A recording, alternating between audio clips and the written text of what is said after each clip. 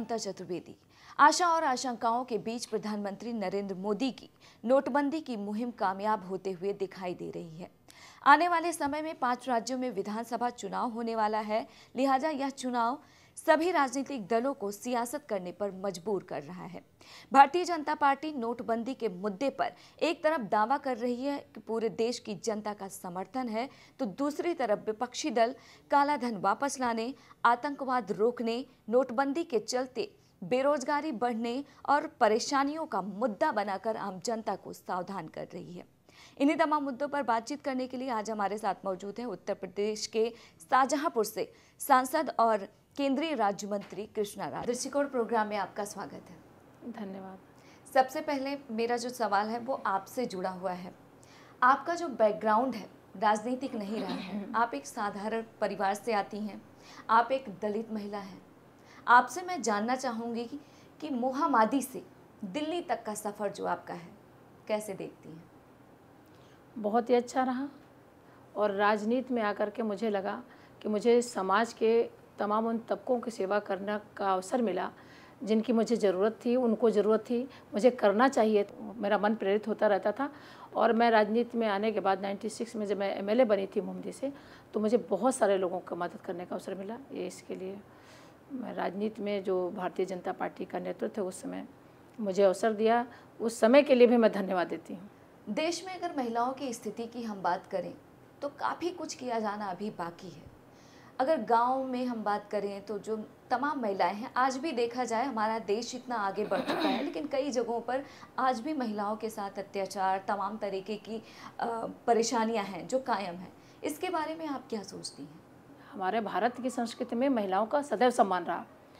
कालांतर में ऐसी परिस्थितियां बनी, लेकिन जब आज़ादी हुई और जिसकी सत्ता जिसके साथ में सौंपी जनता ने, हाथ में सौंपी जनता ने, तो उसे बड़ी उम्मीदें थी, चाहे वो कोई वर्ग हो। महिला वर्ग कहने को महिला है, लेकिन राष्ट्र की आधी आबादी है। और जब आधी आबादी महिला का प्रतिनिधित्व से ही नहीं, समाज में सम्मान नहीं होगा, उनको आर्थिक दृष्टि से मजबूत नहीं किया जाएगा, तो देश भी हमारा खोखला रहेगा, आधा अधूरा रहेगा। और ये स्थिति आज भारतवर्ष के सामने है। उम्मीदें थी सबको कि महिलाओं को सम्मान मिलेगा, शिक्षा में, समाज में बराबरी का दर्जा मिलेगा, लेकिन ऐसा नहीं हुआ। ये दुर्भाग्यपूर्ण है। आपको केंद्रीय नेतृत्व ने रुहेलखंड से लेकर अवध तक का स्टार प्रचारक बनाया है। आप इस मिशन को कैसे कामयाब बनाएंगे? मैं ये कह सकती हूँ कि जब से वर्ष 2014 में हमारी सरकार बनी, उसमें महिलाओं का और समाज के सभी तबकों का सम्मान हुआ। और मैं चूँकि भारतीय जनता पार्टी से अपने जीवन यात्रा को शुरू किया और उस शुरुआत से ही मैंने अपने आप को एक कार्यकर्ता माना, तो पहली बात तो स्टार प्रचारक की बात नहीं आती। मैं एक कार्यकर्ता की हैसियत से काम करती आई हूँ और जो भी नेतृत्व हमको जिम्मेदारी देता आया है और आगे भी देगा, उसको पूरी जिम्मेदारी से निर्वहन करूँगी। अगर पूरे देश की बात करें तो अभी तक देखने में यही आया है कि दलितों को आमतौर पर सभी राजनीतिक दल महज वोट बैंक के लिए इस्तेमाल करते हैं। आपकी राय क्या है इसमें? आप सही कह रही हैं। अगर ये वोट बैंक की राजनीति की तरह इस्तेमाल ना करते तो आज भी गांव में वो पीड़ित और दबा हुआ कुचला हुआ तबका ज्यों का त्यों पड़ा है। तो सीधी सी बात है कि उन्होंने खाली वोट बैंक की राजनीति की है, उनको इस्तेमाल किया है। लेकिन हमारी पार्टी का और हमारी सरकार का नारा है सबका साथ सबका विकास। और आज देश के प्रधानमंत्री जी ने तमाम उन दबे कुचले और वर्षों वर्ष से जो उनको विकास से वंचित रखा, उनको समाज में समरसता की दृष्टि से देखने से के लिए वंचित रखा, उसको सबको उभारने का काम कर रहे हैं। और भारत सरकार की जितनी भी स्कीम है वो सारे ही गरीब और दबे कुचले और दलितों के लिए, महिलाओं के लिए ही ये योजनाएं सारी आप देखेंगे उठा करके जितनी भी हैं, उन्हीं को समाज में समानता लाने के लिए बनाया है। और आगे आप देखेंगे कि लगातार जो लोग अब तक नारे देते रहे हैं, जो अब तक दलितों की बात करते रहे हैं, उन्होंने तो इतने वर्षों में नहीं किया, लेकिन आप 2-2.5 साल के अंदर कितना बड़ा परिवर्तन देख रहे हैं। मायावती जी भी एक दलित महिला हैं। यूपी की जनता ने उन्हें सीएम की कुर्सी तक पहुंचाया, सीएम बनाया, लेकिन देखा जाए जो दलित लोग हैं उनकी स्थिति में बदलाव नहीं आया, सुधार नहीं आया। तो ऐसे में क्या आपको लगता है कि यूपी की जनता जो है कैसे भरोसा करेगी? जब बहन मायावती जी उत्तर प्रदेश की पहली बार कमान संभाली तो बहुत सारे वो जो बरसों से उम्मीद लगाए बैठे थे कि कोई भी हमारा आएगा जो मेरा उत्थान करेगा, हमारा विकास करेगा, हमें सम्मान दिलाएगा, लेकिन इन्होंने भी अपनी राजनीति में ऐसा मोड़ लिया कि सिर्फ ये गरीब के पास तो पैसा था नहीं, तो जैसा कि पूरा देश जानता है, सभी राजनीतिक दल जानते हैं, उत्तर प्रदेश की जनता जानती है कि उन्होंने सिर्फ अपना ध्यान चंदा पर केंद्रित किया और उसके बल पर पे उनको जो समाज के अग्रणी लोग थे उन्हीं को भरने का काम किया। इन्होंने भी दलित के वोट को वोट बैंक की तरह से देखा। अगर न देखा होता तो आज माननीय प्रधानमंत्री जी को इतनी स्कीम और इतनी योजनाएं जो दलितों और गरीबों के लिए बनाई है आज, उसको बनाने की इतनी आवश्यकता नहीं होती अगर ये बहन मायावती ने कर दिया होता।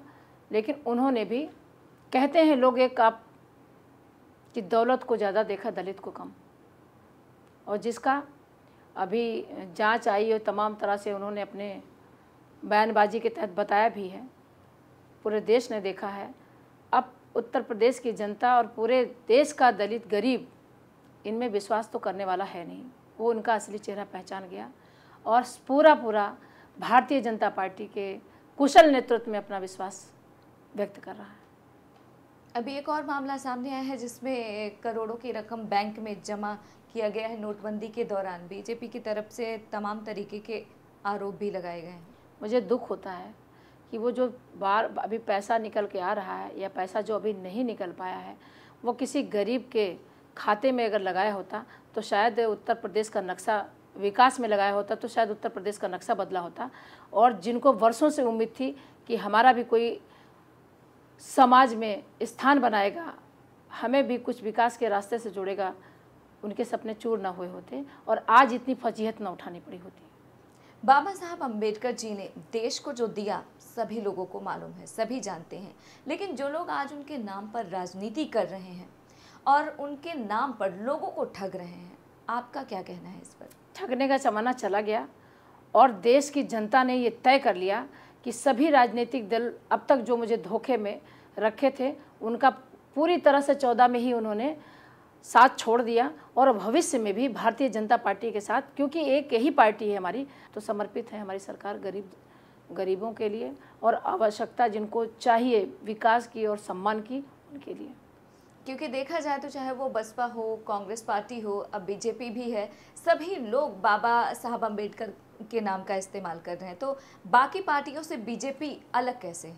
हमारी पार्टी का जो विचार रहा है, हमारी पार्टी का जो सपना था, वो आज तो माननीय प्रधानमंत्री जी फलीभूत कर रहे हैं, लेकिन ये सपना पंडित दीनदयाल उपाध्याय जी ने भी देखा था कि जब तक अंतिम सीढ़ी पे, अंतिम पायदान पे बैठा हुआ इस देश का व्यक्ति, जब तक उसको सिर पे छत नहीं मिलेगा, उसको सम्मान नहीं मिलेगा, उसको 2 जून की रोटी नहीं मिलेगी, तब तक ये देश, ये राष्ट्र कभी आगे नहीं बढ़ सकता।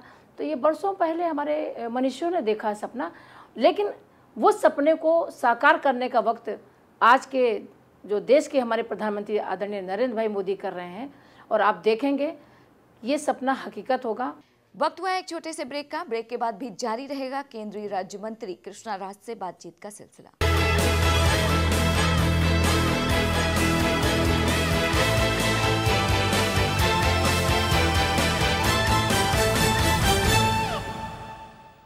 ब्रेक के बाद आपका स्वागत है और हम बात कर रहे हैं भारतीय जनता पार्टी की नेता कृष्णा राज से।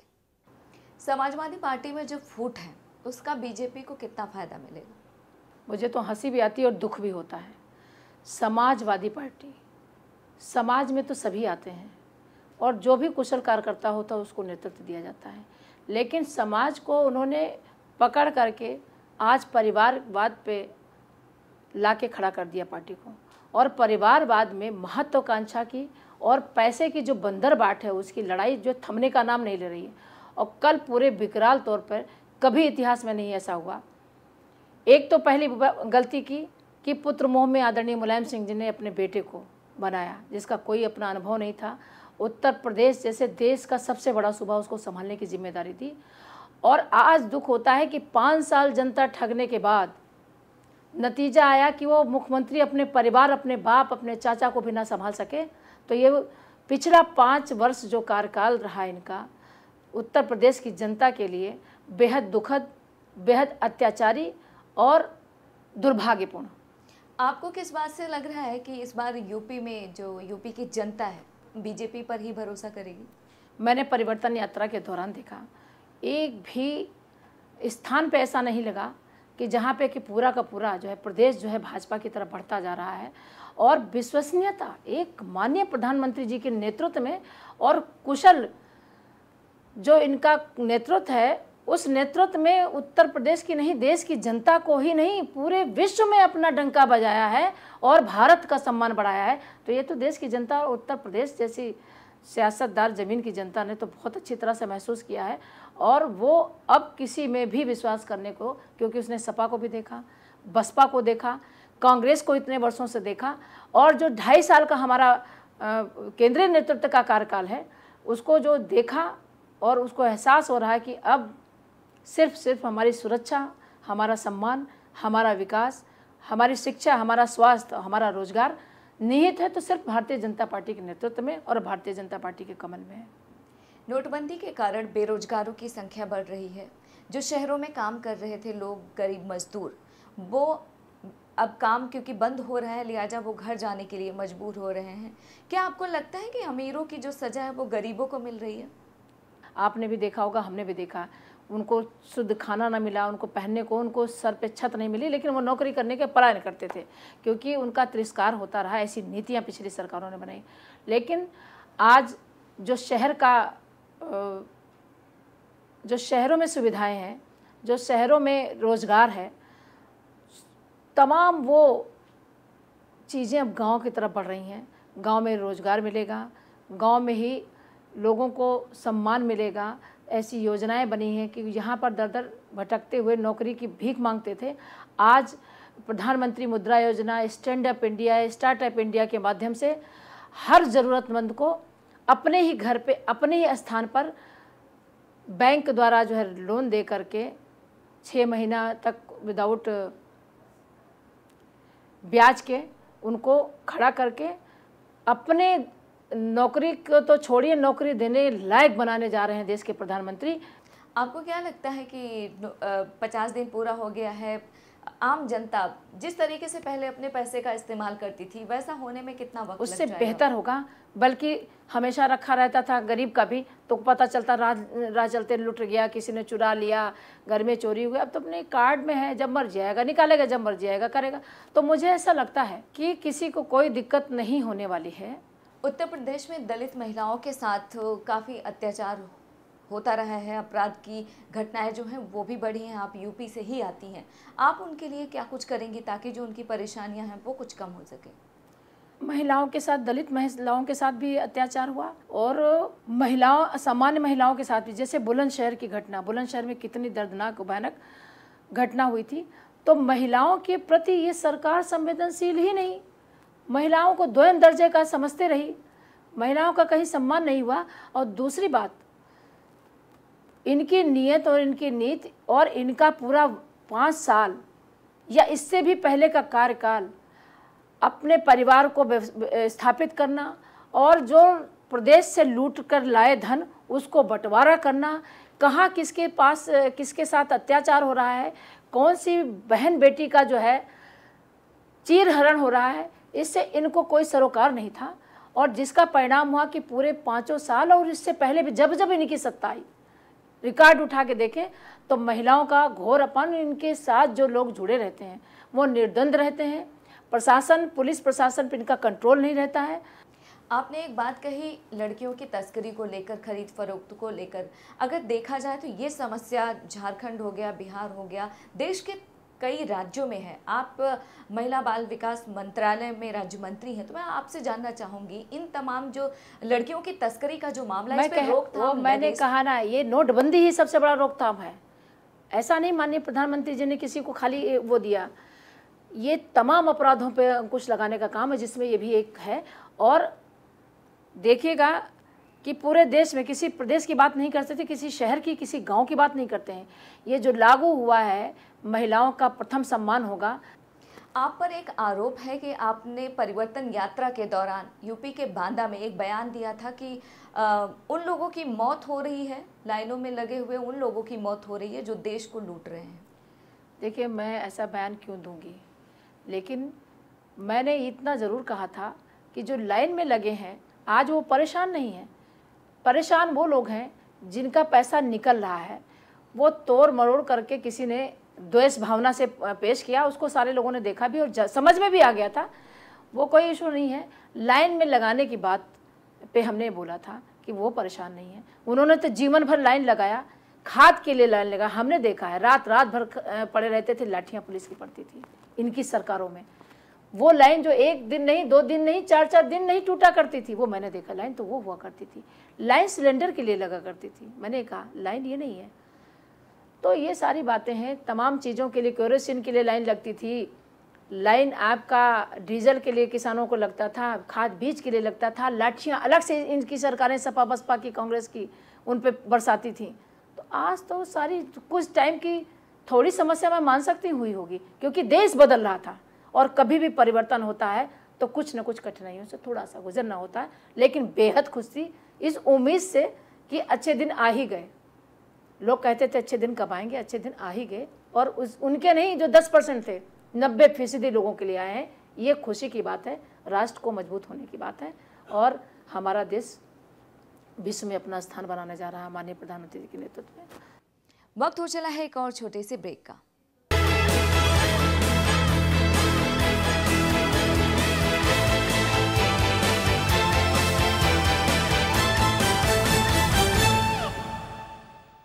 ब्रेक के बाद एक बार फिर आपका स्वागत है। यूपी विधानसभा चुनाव में बीजेपी का मुख्य एजेंडा क्या होगा और क्या राम मंदिर निर्माण का मुद्दा आपके एजेंडे में शामिल होगा? विकास करना हमारी प्राथमिकता हमारी सरकार की है और वर्षों वर्ष से जो लोगों को आज भी, चाहे वो बहन मायावती जी का हो, चाहे आदरणीय मुलायम सिंह का हो, चाहे वोट को लूटने के 70 साल, 60 साल, 50 साल जो कांग्रेस की नीति रही हो, उनको आज भी छत नहीं है। उनको प्रधानमंत्री आवास देने की हमारी योजना है। गांव में ही जो बाहर भागते हैं, स्वास्थ्य के लिए अस्पताल देने की हमारी विकास के लिए है। बच्चे बाहर दर दर भटकते रहे हैं, उनको गांव में ही अच्छे थे, उनके एरिया में ही एक अच्छा स्कूल बने, ऐसा हमारा सरकार का एक सपना है और हमारे सरकार की एक नीति है और ये लेकर के हम चलेंगे। और तमाम जो दबे कुचले लोग हैं उनको सम्मानजनक स्थिति में लाने का हमारी सरकार का प्रयास होगा। ये हमारा एजेंडा है। राम मंदिर निर्माण क्या शामिल होगा? आस्था का विषय है, हमारा राष्ट्रीय मुद्दा है और कोर्ट के अधीन है। इसमें किसी को बोलने की और किसी को पहल करने की कोई ऐसी ज़रूरत है नहीं, मेरा अपना मानना है। और रहा कि आस्था का विषय है, चूँकि मंदिर तो कहीं भी बन गया है, जब कभी लगेगा कोर्ट का आदेश होगा या राष्ट्रीय मुद्दे के तहत आएगा, कुछ नीति बनेगी तो उसमें भव्यता दिव्यता देने का काम होगा। मंदिर तो ऑलरेडी है वहाँ। क्या आपको नहीं लगता कि भारतीय जनता पार्टी को उत्तर प्रदेश में किसी दलित को सीएम कैंडिडेट का चेहरा बनाना चाहिए? देखिए, कौन सीएम बनेगा ये हमेशा की तरह हमारा नेतृत्व तय करता है।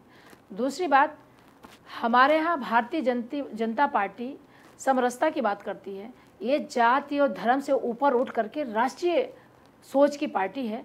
इसमें कौन बनेगा कौन नहीं बनेगा जाति से या धर्म से जोड़ा नहीं जा सकता। यहाँ पर सिर्फ भारतीय जनता पार्टी का कार्यकर्ता होता है और समय समय पर जो हमारा नेतृत्व, शीर्ष नेतृत्व तय करता है, उसका अनुपालन सभी करते हैं। अगर आपके मंत्रालय के बारे में जानना चाहें तो महिलाओं के विकास के लिए क्या कुछ कर रहा है? महिलाओं के विकास के लिए हमारा मंत्रालय, सबसे पहले तो हमारा महिलाएं कुपोषण की शिकार होती हैं। कुपोषित माँ कुपोषित बच्चे को जन्म देती है और बच्चा भी हमारा जो आने वाला भविष्य है। ऐसा नहीं महिला बाल विकास, आधी 50% तो महिलाएं हैं ना, जिसकी चिंता होनी ही चाहिए थी। और लगातार हमारी सरकार में हमारा मंत्रालय इस बात की चिंता कर रहा है और 25 से 30% भावी भविष्य हैं जो बाल है आज के, उनको भी स्वस्थ रहना चाहिए। इसलिए न्यूट्रिशन मिशन का जो है पूरा ध्यान रखा जा रहा है और जितना स्टेट इस कार्य के लिए धन मांगती है, पैसा मांगती है और बजट बना के देती है अपना स्टेट वाइज, उतना हमारा मंत्रालय उनको मुहैया कराता है। अब इम्प्लीमेंट करना स्टेट का काम है। कितना वो करते हैं, कितना नहीं करते हैं, ये उनकी जिम्मेदारी। जिन स्टेट में पूरी संजीदगी से बच्चों को दूध अंडा अपना न्यूट्रिशन मिशन में फल नियमित जैसा कि रूल है उसके तहत दे रहे हैं। माँओं को भी 6 महीने से लेकर 3 महीने तक उनको पोषाहार दिया जाता है, गर्भवती महिलाओं को भी खिलाया जाता है। तो कितना कर पा रहे हैं इसे उत्तर प्रदेश में तो मैं कह सकती हूँ कि पूरा पोषाहार वो बंदरबाट हो रहा है, लेकिन ये इम्प्लीमेंट करने की एजेंसी बार बार शिकायतें भी हुई और जांच भी हुई है, तो वहाँ पर तो अच्छा नहीं हुआ। मैं अपने आप, क्योंकि मेरा प्रदेश है, मैंने देखा इस तरह से जहाँ पर संवेदनशील है महिलाओं और बच्चों के प्रति सरकारें, वहाँ पर लोग पूरी तरह से समर्पित हैं। आखिर में एक सवाल, उत्तर प्रदेश और देश के विकास को लेकर आपका अपना दृष्टिकोण क्या है? जब से हमारी सरकार आई है, सरकार की जो है, जैसे कि सड़कों की बात करें, किसी भी देश की समृद्धशाली भूमिका में मार्गों का, यातायात का साधन जो है बहुत ही महत्वपूर्ण होता है। मैं आज की बात भी नहीं करूंगी, जब हमारे अटल जी की सरकार थी, उन्हीं की प्रधानमंत्री सड़क योजना और राष्ट्रीय राजमार्ग उत्तर से दक्षिण, पूर्व से पश्चिम जोड़ने का बहुत ही कुशल प्रयास हुआ था और उसी को लगातार हमारी सरकार आगे बढ़ाती जा रही है। तो सबसे पहला तो यह है कि सड़कों का जाल बिछ रहा है और आप देखते होंगे पूरे देश में लगातार जो है सड़कें बनती जा रही हैं और उसका लाभ यातायात और आर्थिक दृष्टि से मजबूती की तरफ बढ़ता जा रहा है। और स्वास्थ्य की दृष्टि से भी हमारी सरकार ने, देखिए उत्तर प्रदेश को भी हम ले लें तो अभी तक एम्स की तरफ हम भागते थे, लेकिन यहाँ पे केंद्रीय योजना के तहत हमारे स्वास्थ्य मंत्री जेपी नड्डा साहब ने 5 दिए, जिसका पहला शिलान्यास मैंने अपने शाहजहाँपुर में भी कराया। तो स्वास्थ्य की दृष्टि से भी लोगों को सहूलियत मिल रही है, शिक्षा की दृष्टि से भी वो पूरी तरह से लगाम कसा जा रहा है। शिक्षित हों, स्वस्थ हों और रोजगार परक हो। कौशल विकास योजना के तहत देखिए जिले जिले में कितना लोगों ने रजिस्ट्रेशन कराया, नौजवान जो है रोजगार से जुड़ता जा रहा है, क्योंकि स्किल वाला देश है और स्किल ही हमारी पहचान है। और आज पूरी तरह से हमारा नेतृत्व भारत को समृद्धशाली और वहाँ के लोगों को रोजगार से जोड़ने का प्रयास कर रही है और विकास के रास्ते पे देश को ले जाने का काम कर रही है। आपने हमें समय दिया, उसके लिए आपका बहुत बहुत शुक्रिया। बहुत बहुत धन्यवाद आपका। विधानसभा चुनाव का घमासान नेताओं के सिर पर चढ़कर बोल रहा है। एक तरफ देश की जनता को एक एक दिन जीने के लिए संघर्ष करना पड़ रहा है, तो दूसरी तरफ देश में गरीब मजदूर, बेरोजगारों की संख्या बढ़ रही है। वहीं दूसरी तरफ देश के किसान हैं, उनको अपनी पैदावार की उचित कीमत नहीं मिल पा रही है, लिहाजा वो अपनी पैदावार को खेत में ही नष्ट करने को मजबूर हैं। इतिहास गवाह है कि चुनाव खत्म होने के बाद गरीब जनता की सुनने वाला कोई नहीं होता है। ऐसे में आने वाले वक्त में ये देखना होगा कि क्या इतिहास बदलेगा। फिलहाल आप हमें और हमारी टीम को दीजिए इजाजत और देखते रहिए महुआ टीवी।